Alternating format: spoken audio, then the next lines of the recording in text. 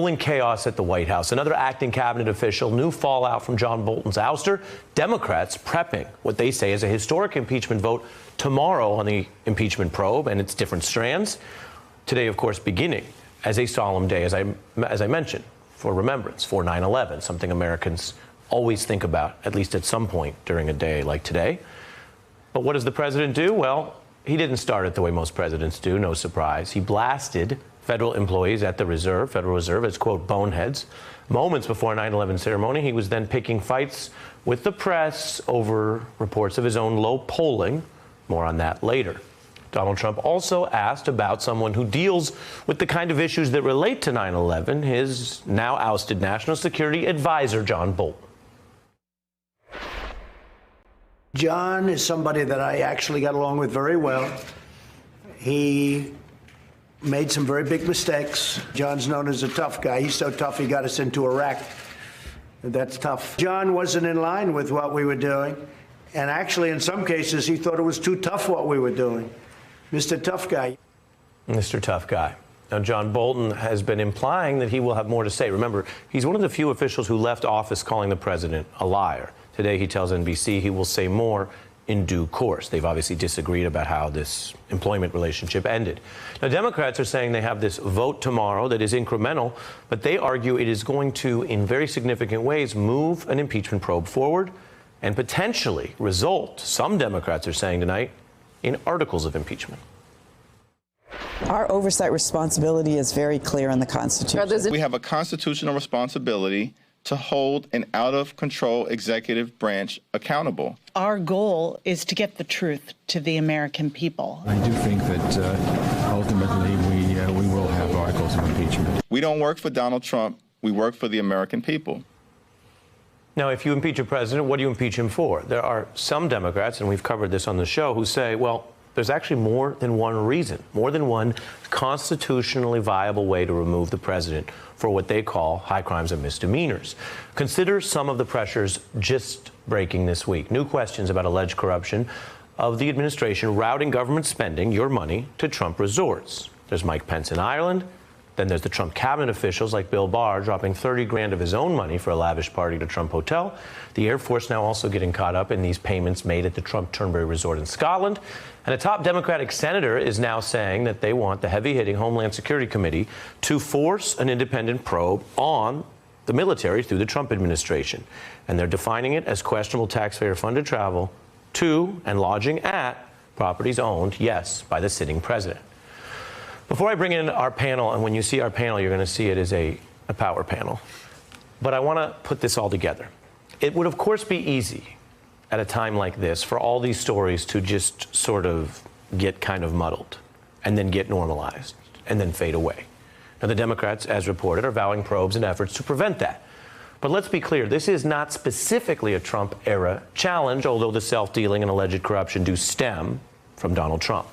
But remember, the two oldest crimes in politics involve abusing the government to take what isn't yours, stealing government power through elections, one, or stealing government money through graft, two. That's why our Constitution has so many enumerated protections against those political instincts. There are courts to safeguard politicians' efforts to abuse elections or to invite foreign help in elections, to pick a very salient example. And there are rules against passing laws to make yourself money, or taking gifts while in office, or any of the several things that Donald Trump stands accused of tonight in the public square, in open court cases, all before our eyes. This is not the first test, and it won't be the last. The question, given the baseline and rules in our politics, is what will everyone do about it?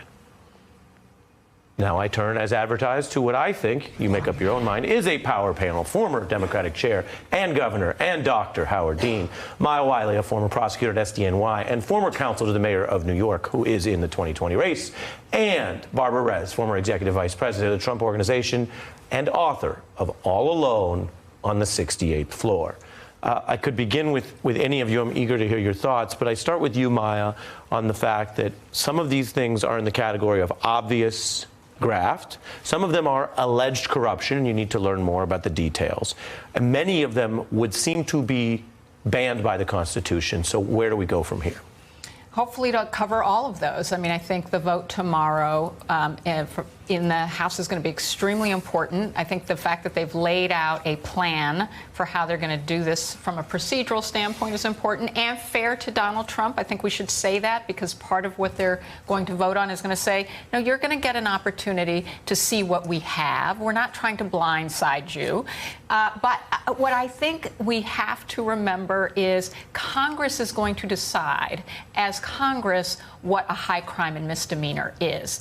The founders were very clear, by the way, if you look at the history, that high crimes and misdemeanors included what you might call maladministration. In other words, they thought it would include things like if you appoint unfit subordinates and if you are not paying sufficient attention to the administration of government, not just straight up corruption and crime. Well, let me get in on your Founders Party. It also, as you know, includes things that are not actually active actions by the president. They discussed, well, what if somebody abdicates? What if you have a sitting president who simply leaves or stops doing the job? There has to be a mechanism. Many people think Donald Trump kind of toggles between not doing a lot of the job, there's evidence and numbers for that, and then abusing the job for self-enrichment. And I think you're absolutely right, and I will absolutely go there with you on the founders, particularly when we have a situation where a president has staff in place, say, negotiating peace deals, has no idea what the details of the deal are, says he's going to have a meeting, say, sit down with the Taliban. Whether you think it's a good idea or not, he empowered staff to negotiate that, said he was going to do it, and then blindsided his own staff by simply pulling out. That and you know, firing people by tweet. Now, I'm not suggesting I agree with the decision to sit down with the Taliban, but I'm saying he has a practice as a president that is very unpresidential and not good for the country. Yeah, and I want to show some numbers to you, Governor Dean, on Mike Pence's Ireland trip, which we know he regrets to some degree because he has been changing his defensive. Right. So obviously there's the idea of, oh, you can get away with anything. Well, apparently not. Mike Pence, for whatever reason, whatever his pseudo-breaking point is, you put up on the screen here, Obama's similar 3-day trip there was about $114K. The State Department now paying over $1 million just for the ground transportation during this June visit to the property. I'm curious what you think on the politics of why is it that this time it's caught them up so much more than some of the other dealing? Because viewers will say, hey, this has been going on for a while. Actually, I don't think the problem is Pence's trip. I mean, it's obviously a problem, and the whole administration has been corrupt. You know, Trump has been corrupt since he was born, practically. I mean, his history in the real estate industry in New York is appalling. That's not the problem. The big problem is using the military, which is a well-respected organization and a well-respected group of people, and encourage them to be corrupt. If the Air Force which appears that the Air Force of the United States of America has been part of Trump's scheme to funnel himself money at a Scottish resort by refueling and paying much more than he should at an airport that was about to close, and by staying there. Pence, look, we don't respect Pence on our side of the aisle for good reason. We don't respect Trump for good reason. Using the military as part of your scheme for corruption, I think every American understands how bad that is. And that is what I think is not only going to be grounds for possible impeachment. Even if it doesn't work, I predict he's the first president to be convicted after he leaves office. But this is really serious. Yeah, you put it very strongly. Barbara Rez, you know Donald Trump. You work for Donald Trump. We have a very Trumpy thing running into a very serious thing. The Trumpy part is the utter embarrassing pettiness of Sharpiegate, which we covered. We covered as much as we had to cover it. You know what I mean? The serious part was, of course, you have nonpartisan scientists and weather experts in the U.S. government dealing with things that affect the information flow, whether people live or die. It's as serious as a heart attack. Donald Trump today denying these reports, which were well documented in the New York Times, that when those nonpartisan people did what they're supposed to do and stand up to an incorrect statement by the president, they were threatened with losing their jobs, pensions, etc. Take a look. No, I never did that. I never did that. That's a whole hoax by the fake news media when they talk about the hurricane and when they talk about Florida and they talk about Alabama. That's just fake news. What Trump are you seeing there? Well, that's the Trump we know, without a doubt. He's the liar. I think that he made a big deal out of this particular instance because at first he didn't care. He just, he said Alabama. I wondered if he had a reason for that, whether he had someone he was targeting in Alabama, wanted to make unhappy. But he didn't care that he was caught because he figured, it's like everything else. His base loves him. But I think with the Sharpie Gate, I think he really looked so bad that I think he might have said, oh, my base is thinking I'm not so good. So he doubled down. And he just started threatening people. Well, make it right, make it right. And I've seen him do that, absolutely. And how did that work in the Trump organization? Would people always be fired when he threatened, or it was all just part of the noise? No, a lot of times people were not fired, but he would like to have his way. And we were talking about how eventually everyone he hired was someone that would say yes to him. Right, so there's a sort of a narrowing. I want to get into John Bolton stuff. Governor Dean, as they say in the business, we are old enough to remember the last time John Bolton had trouble in a White House. It was when his appointment in the Bush administration was too extreme then. And then he got a recess appointment, and then he had to leave. I mean, this guy's been a right-wing controversy for a long time. And so I wonder about, in this sort of increasingly fact-free part of American political discourse, what you think of Tucker Carlson's new claim. Take a look. If you're wondering why so many progressives are mourning Bolton's firing tonight, it's because Bolton himself fundamentally was a man of the left. Don't let the mustache fool you. John Bolton was one of the most progressive people in the Trump administration. Well, first of all, I wouldn't comment on Tucker Carlson. I mean, he's a nitwit and a racist. Second of all, I know Bolton well because I've done some work with him on an Iranian matter. Bolton is a hardliner. He really feels strongly that we should, in fact, attack Iran. I actually kind of personally like him, even though I don't support his views on things. And I think Bolton was too much for Trump. Bolton also has Bolton is smart. I mean, you may not like him and you may think his views are awful, but he is a smart guy and he knows what he's talking about. Trump doesn't. And Trump is always threatened by people who know what they're talking about. Now, I'm not sorry John is gone because I really didn't want to go to war with Iran. And I know that John believes we ought to dispose of that regime by force.